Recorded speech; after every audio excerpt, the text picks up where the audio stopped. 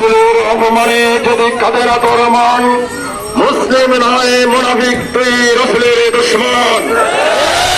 রাসূলের অপমানে যদি কাঁদে না তোর মন, মুসলিম নয় মুনাফিক তুই রাসূলের দুশমন। চোর পেছনে পশ্চিম অঞ্চল তোর হাত ধরার তৌহিদ জনতা বারবার প্রমাণ করেছে তারা নবীর প্রেমে নিজেকে দেউলিয়া করে দিতে চায়।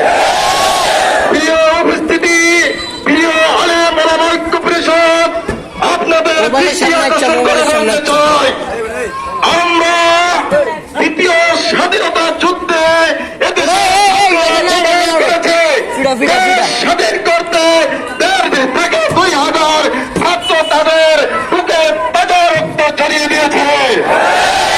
আমরা আজকের এই মঞ্চ থেকে, আজকের এই সভা থেকে প্রমাণ করে দেব এবং ওই দালালদেরকে জানিয়ে দেব সারা বাংলাদেশের যত মুসলিম তৌহিদি জনতা আছে, নবীর প্রেমে আমরা সবাই আমাদের বুকের তাজা রক্ত ঢেলে দিব। উপস্থিতি, ওই ভারতের দালালরা তাদের গাদ্দারি বারবার করে আসছে। বাংলাদেশকে নিয়ে তারা 20 বছর যাবৎ গাদ্দারি করে আসছে।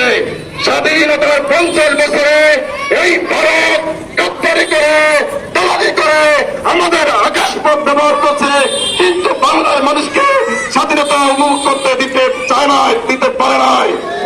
আজকের এখান থেকে আমরা বলতে চাই, এই দুলাভাবের মুসল্লিরা আলেম ওলামারা বলতে চায়, এখন থেকে আমরা বাংলাদেশকে নতুন করে স্বাধীনতা ঘোষণা করছি। তাই নয়, যদি আমার রাসূল, আমার নবীর বিরুদ্ধে যদি কেউ কোনো কটূক্তি করে, আমরা তাকে রাজপথে এনে অপমান করব। আমরা ভারতের তরফ থেকে আর ছাড় দিব না। এদেশের অত্যন্ত ভালো ভদ্র কোরআন প্রেমী, তারা তাদের হিন্দুদের মন্দির পাহারা দিয়েছে।